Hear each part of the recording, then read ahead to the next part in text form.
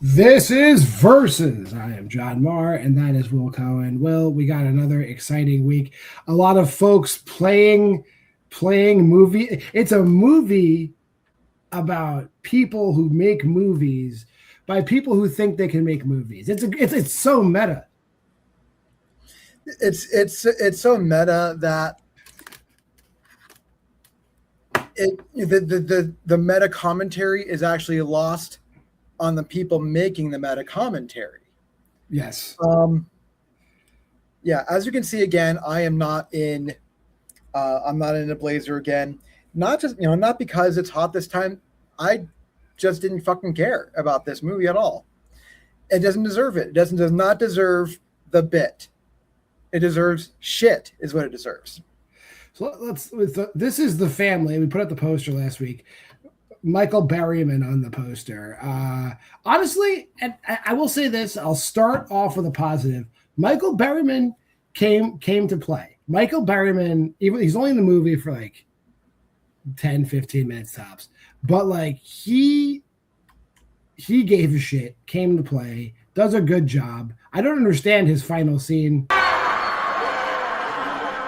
We'll get to that. But also, Kane Hodder and Tony Todd show up.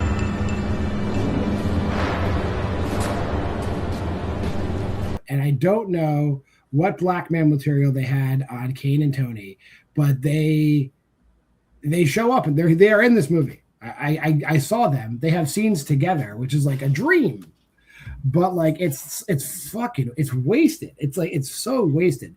And before you even say anything, it's like they're both employees, I guess, of the prison, whatever. Kane Hodder plays a character that carries around a machete.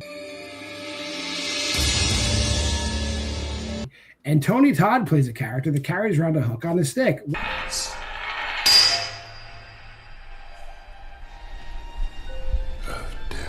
Wow, it's like really deep shit. I know. Again, the meta commentary is there. Yeah. But Jesus Christ, like, yeah, to your point, like somehow they gave Tony Todd less to do here than he did in Beg. And it's even dumber. It's like at least it looked like he was like kind of sort of doing Tony Todd shit in Beg. He just kind of shows up. I would say in this movie, he is doing he's doing quintessential Tony Todd stuff. Kane Hodder's doing quintessential Kane Hodder shit. It just doesn't fit in this movie. It's like the direction was, Tony, can you just like walk down the stairs and like say some shit that Candyman would say? And he's like, that sounds fucking stupid, but I'll do it. And what's the matter, baby girl? You can't hide. Not from Daddy. Then he does it. And then Kane Hodder gets a scene like, Kane, can you do a scene like where you talk about like how beat up your body is and like how your life is it's been a hard road. And then Kane's like, yeah, I can do that, but that has nothing to fucking do with this movie. And like, it's cool, do it. One day I'm the fucking king. Next day, I can't even fucking feed myself. And like, so that's their scenes. But the movie around that is like, it's a fucking nightmare. It took me like halfway through the movie to even have a semblance of what was really going on. Because I don't want to do like a synopsis, but I'm going to jump around a little bit. Like the beginning of the movie reads like the like Last House on the Left a little bit, because like these people who are like kind of like creepy looking, but they're just like dirty looking. Like they're the antagonist, they're the protagonists actually, show up at this house. Your phone to use the phone, but little do they know in this house, and I'm going to unravel it all together. I'm not going to unravel it slowly like they did in this film. They're just a bunch of weird folks who are obsessed with making snuff films.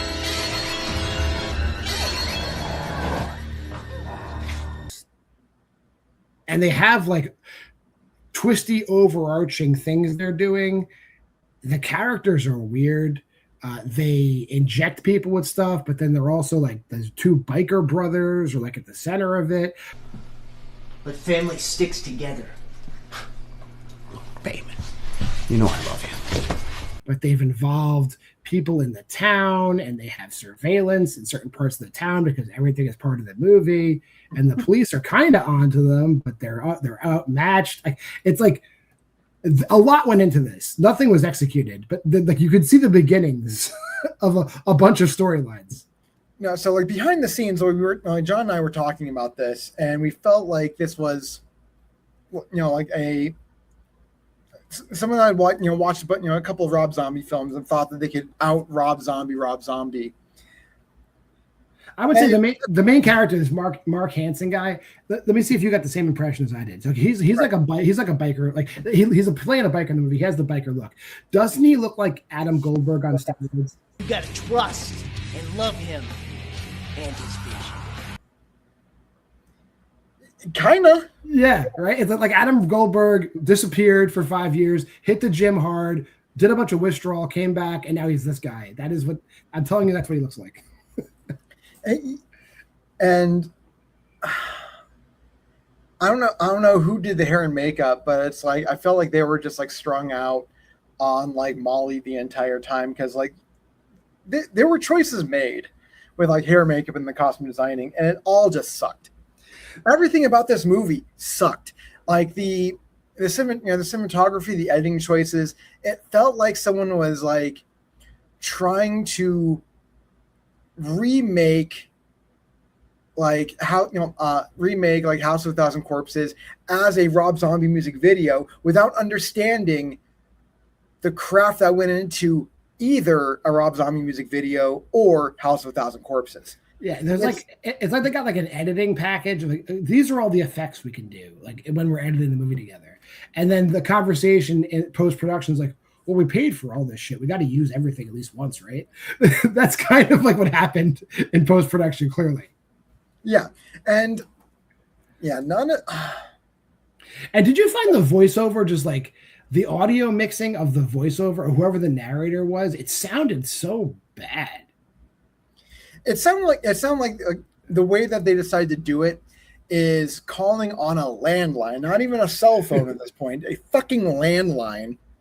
It's hard for us as a family to stick together when killing runs in our blood. Putting a like shitty little like hand recorder up to it. And not okay, you know what? It wasn't even a voice recorder. It was like a fucking like 8mm hand cam, and like film, just like film the fucking receiver and hearing the guy like barely like come through, giving this like giving like all this this voiceover work, and then they isolated that through their Pro Tools and put it in the film. Like honestly, I don't know if you're familiar with Five Finger Death Punch at all, but in Jekyll, for the song Jekyll and Hyde, the guy like Ivan literally calls in and has his voice recorded over the phone to give it the distortion. That sounded better than this. That is 100% accurate. It's fucking terrible. I will say for those of you that appreciate the finer things in life, there's definitely just like they kind of like intersperse women taking their tops off throughout this movie. So it's like, oh, okay. Like it's like I'll hang out, I guess. Is this what we're doing? I'll hang out. And then that was kind of like my feeling watching the movie. It's like, oh, okay. Oh, I guess. Does it make any sense in the movie? No. There's a scene where this girl just like takes a bath. It's like, yeah. Nothing happens to her. Nothing happens. There's definitely a lot of showers and baths, and they front load a lot of that in this movie. It feels like the guy who made Beg got in with this guy. It's like, hey, I already bribed Tony Todd and a bunch of these other people. Why don't we just like make these films concurrently? So like, so that way we don't have to bribe the motherfuckers again. And they each gave each other notes, and those notes just consisted of more tits. Pretty much. Yeah, this ITN American stint of 2010, 2011 was on a trajectory. They're like, hey, this is the way. This is not where ITN goes later on. They were on a path at this point in time. I should also note, because we did cover both Aladdin movies, Devanny Pinn is in this movie. The lead in Aladdin's Revenge. She shows up as like I'll put a clip here.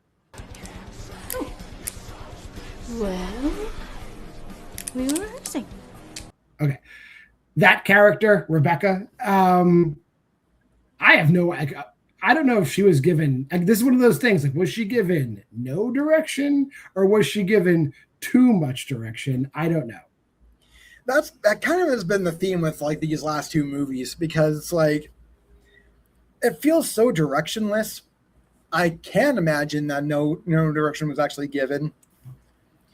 But being like having been on movie sets before, if you are given too much direction, it's really hard to follow what the fuck the director is trying to go with. And so that can make sense too. I'm still leaning towards the former, because this had no care. This had no obvious direction. And at the end of the day, it doesn't really feel like anyone truly gave a fuck, except for like maybe two people. I think the direction she was given was like, do you remember the 2 or 3 Looney Tunes cartoons where Daffy Duck is the protagonist? It's just like, yeah, that. Do good Daffy Duck. And then she did that. I mean, I think that's kind of insulting to the day the Earth blew up, but I can see where you're coming from. Yeah, just a hoo hoo, and like he bounces her hoo hoo, like that kind of bullshit is exactly what her character. I wish I could tell you what this movie's about. So, like I said, there's the two. We find out really the antagonists are the main characters. It's like the two brothers, Jonathan and Jacob, played by Mark Hansen and Joe Hollow. Joe Hollow is being one of the directors. They are just two biker-looking dudes. Like I don't think they ever ride motorcycles, but they are definitely two biker-looking dudes who run a snuff ring. And I guess by the end of the movie, it's supposed to be like a Firefly family type shit. We're like, oh, I guess Otis Driftwood is kind of cool, but you never get there. It's like you guys are not Bill. Neither of you are Bill Moseley. Big period. Yeah. End of story. And like, is Joe Hollow the guy that has like that like forcefully like Batman from Dark, like Christian Bale from he's Dark like the bigger one who's always like, you motherfucker, I'll shoot you, motherfucker, I'll shoot you, motherfucker. That's the whole movie. That's the fucking devil, motherfucker. I am the fucking devil. Clay, drop the bullet. Get the fuck out of this, Jacob. What the fuck you thinking, man? Drop it now. I ain't dropping shit. Pretty much. Yeah. And like, you don't, it's like, it's so like bipolar too. It's like, do they not like each other? Do they like each other? Are you in control? Are you fighting for control? Who's in control? No one's in control. Is she in control? Oh, wait. She was a good guy. Now she's a bad guy. You were a bad guy. Now you're a good guy. Oh, guess what? John doesn't fucking give a shit. That's the whole movie. Yeah, exactly. Because if they're not going to give a shit, why should we give a shit? Yeah, it goes places. And they gave someone's uncle worked at a prison or had the keys to an abandoned prison. It's like, let's make a movie, and that's how this happened. Yeah, pretty much. Yeah, is that it? I got nothing else. Let's just rate this fucker. Oh, by the way, the bad guys win, I guess, but they're the good guys, so who gives a shit?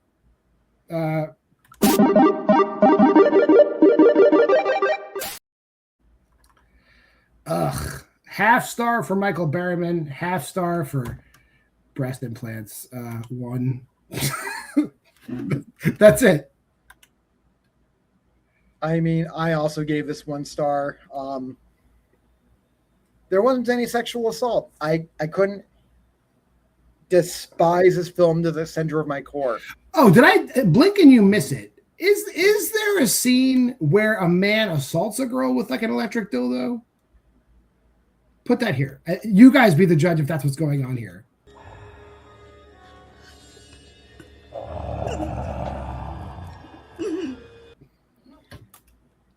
I mean, maybe I blink.